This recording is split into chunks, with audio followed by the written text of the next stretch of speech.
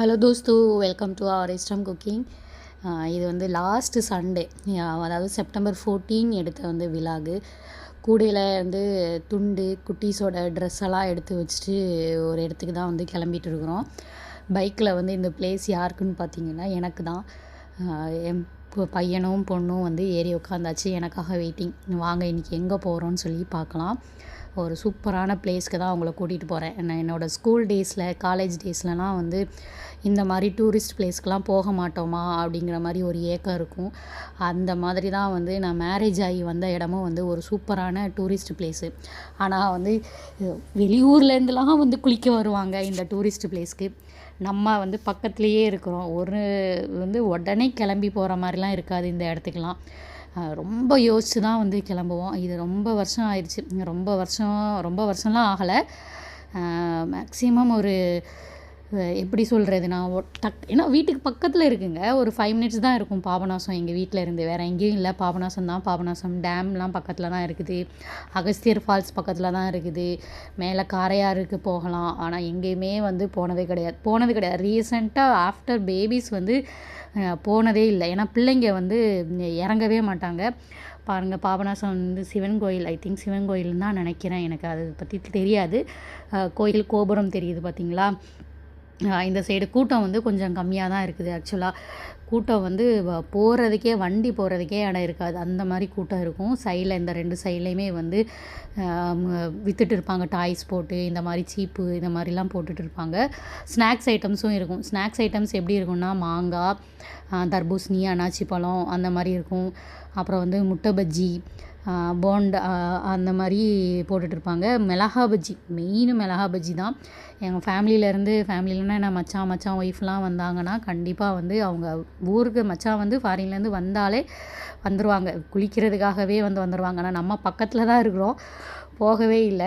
இது வந்து எனக்கு உடம்பு சரியில்லாமல் இருந்ததில் அந்த டைமில் வாய்ஸே வந்து ரொம்ப போயிடுச்சு. ஹீட்னால தான் இருக்கும் அப்படின்னு நினச்சிட்டு போய் வந்து பாபநாசத்தில் போய் குளிச்சுட்டு வந்துடலாம் அப்படின்னு தான் நானும் என்னோடய ஹஸ்பண்டும் பிள்ளைங்களோட கிளம்பினோம். ஆனால் அங்கே போனதோட தான் தெரிஞ்சது என்னால் குளிக்கவே முடியாது அப்படிங்கிற மாதிரி. ஏன்னா குட்டீஸுங்களை வச்சுக்கிட்டு என்னால் இறங்க முடியாது. பிள்ளைங்களும் வந்து தண்ணிக்குள்ளே அவ்வளோவா இறங்கவே மாட்டாங்க. நீங்களே வந்து அந்த வீடியோஸை பார்ப்பீங்க, எப்படி இருக்குன்னு பாருங்கள். பாபநாசம் இதுதான். தண்ணியே இல்லையா, தண்ணி மேலே வரையும் இருக்கும். நல்ல சீசன் டைமில் எப்படி இருக்கும்னா மேலே வரையும் இருக்கும். இறங்குறதுக்கு வந்து சம்மர் டைமாக தான் இருந்துச்சு பார்த்துக்கோங்க. ரொம்ப வெயில் அடிச்சுது. ஆனால் தண்ணி வந்து அவ்வளோ ஜில்லுன்னு இருக்குது. இது தண்ணிக்குள்ளே இறங்குறதுக்கான பிளேஸ் வந்து கொஞ்சம் கரடு முரடாக தான் இருக்கும், பாறையாக தான் இருக்கும். படி போட்டு வச்சுருப்பாங்க அந்த சைடு. ஆனால் அந்த சைடு கொஞ்சம் நிறைய பேராக இருப்பாங்களா, அதனால் வந்து அந்த சைடு போகாமல் இந்த மாதிரி அங்கிட்டு ஒவ்வொரு வழி வந்து கண்டுபிடிச்சி வச்சுருப்பாங்க. நம்ம மக்கள்கள் தான் வந்து எப்படி சொல்கிறது, தனித்தனியாக ஒவ்வொரு இடத்துக்கும் ஒவ்வொரு பிளேஸ்லேயும் வந்து ஒவ்வொரு வழி போட்டு வச்சுருப்பாங்கங்கிற மாதிரி போட்டு வச்சுருப்பாங்க. பார்த்து நிதானமாக தான் இறங்கி போகணும். ஏன்னா பாறை பார்த்திங்களா, நம்மளுக்கு பாறையில் வந்து கால் வைக்கிறப்போ கொஞ்சம் பயமாகவும் இருக்கும். இன்னொன்று என்னதுன்னா, எனக்கு வந்து ஃப்ராக்சர் ஆயிடுச்சு. லெக்கு வந்து ஃப்ராக்சர் ஆகிருந்தது 1 இயருக்கு முன்னாடி. அதனால் இதில் வந்து ஈஸியாக என்னாலையும் இறங்கியும் போக முடியாது. அதனால் நாங்கள் மெதுவாக தான் இறங்கியும் போகணும், பார்த்து பதமாக. நான் என் பிள்ளைங்க 2 பேருமே வந்து எட்ஜ்லேயே வந்து கொஞ்சம் முன்னாடியே வந்து லேண்ட் ஆகிட்டோம்.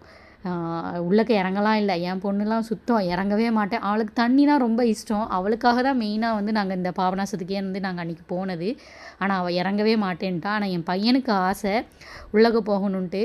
அவளோட தங்கச்சி இருக்கிறாள்ல, அண்ணனுக்கு ஏதோ ஆயிரும் அப்படின்ட்டு அவள் விடவே இல்லை, போகவே கூடாது அப்படின்ட்டு. அவள் அழுதானா அவன் வந்து ஓகே நான் போகலை அப்படின்ட்டு இருந்துருவான்.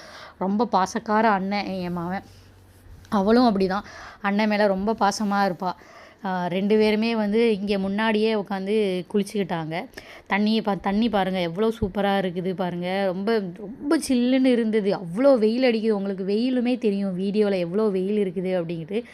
ரொம்ப வெயில். ஆனால் தண்ணியில் போய் உட்கார முடியாதுங்க, அவ்வளோ சில்லுன்னு இருந்தது. குளிச்சிட்டோன்னு வச்சுக்கோங்களேன், எந்திரிச்சு வர்றதுக்கு மனசே இருக்காது. அந்த மாதிரி தான் இருக்கும். என் குட்டீஸுங்களுமே 2மே வந்து வெளியே உட்காந்து தான் குளிச்சுட்டு இருந்தாங்க. இப்போ இந்த இடத்துல இவங்க குளிக்கிறாங்கல்ல, இதுக்கும் உள்ளக்கையும் போவாங்க. நாங்கள் அந்த சைட்லாம் ஃபேமிலியோடு வந்துட்டோம்னா, ஃபேமிலினா என்னது, ரொம்ப மச்சான் ஒய்ஃபு அவங்களோட பிள்ளைங்க, முன்னாடிலாம் வந்து அத்தை மாமாலாம் இருக்கிறப்பெல்லாம் இங்கே அந்த உள்ளக்கெல்லாம் போய் குளிக்க போவோம். இப்போ அந்த சைட்லாம் போகாமல் என்னோடய குட்டீஸ்களுக்காகவே வந்து நாங்கள் முன்னாடியே உட்காந்து குளிச்சுட்டு வந்தாச்சு. வந்தாச்சு. அவங்களும் வந்து தண்ணியில் உட்காந்து விளாட்றதுக்கு ரொம்ப ஹாப்பியாக ஃபீல் பண்ணாங்க. சாட்டர்டே சண்டே வந்து லீவாக இருந்ததா என் பையனுக்காகவே வந்து பையன் பொண்ணுக்காகவே வந்து கிளம்பி போனோம் நாங்கள். நான் மேக்ஸிமம் வெளியே போகிறதுக்கு விரும்பவே மாட்டேன். ஆனால் வெளியே போகணுன்ட்டு ஆசை இருக்கும். அது ஏன்னு தெரில, ரொம்ப வந்து அப்படியே வீட்டுக்குள்ளேயே இருந்து வந்து ரொம்ப நான் நடுவில் தான் வந்து ஒரு குவாட்ஸ் படித்தேன்.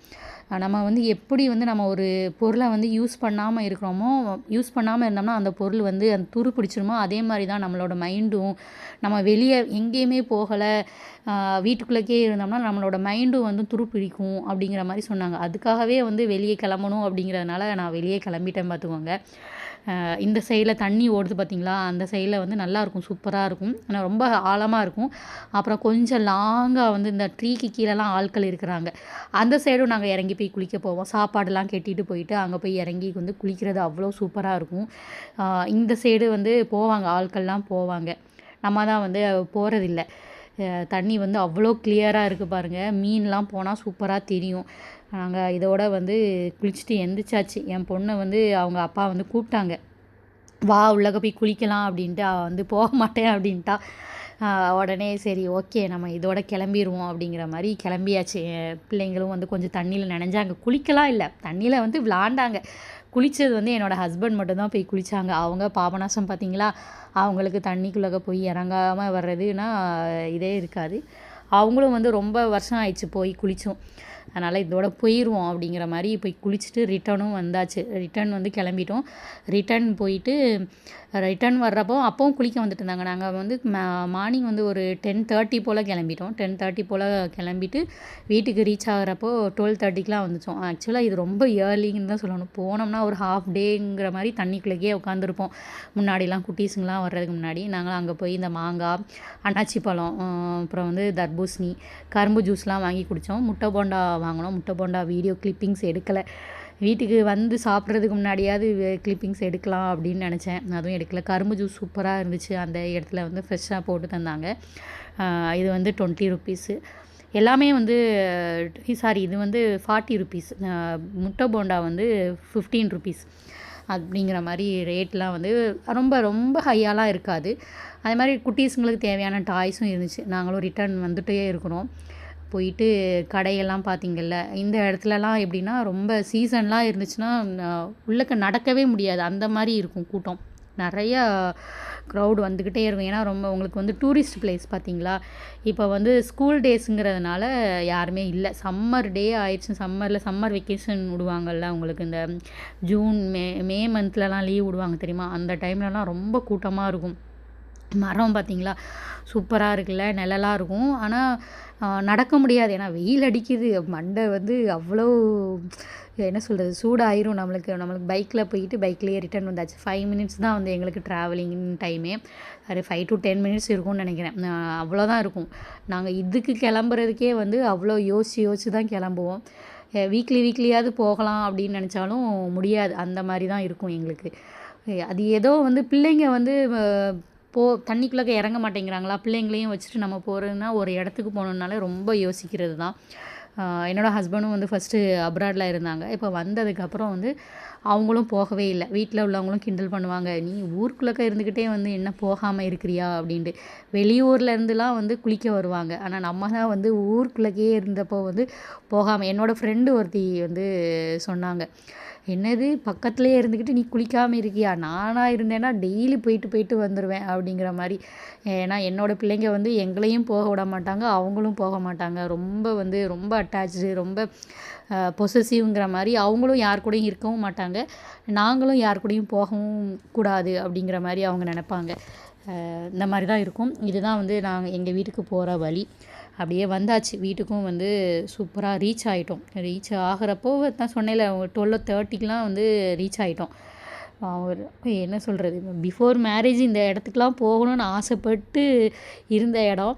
ஆனால் ஆஃப்டர் மேரேஜ் வந்து அதே இடத்துல வந்து நம்ம வந்து வாக்கப்பட்டு வந்து இருக்கிறோம், அதே இடத்துல தான் வீடு இருக்குது அப்படின்னாலும் போகாமல் இருக்கிறதுங்கிறது நாங்களாக தான் இருப்போம். ஆனால் ஊரில் இருக்கிற மக்கள் எல்லாம் போயிடுவாங்க.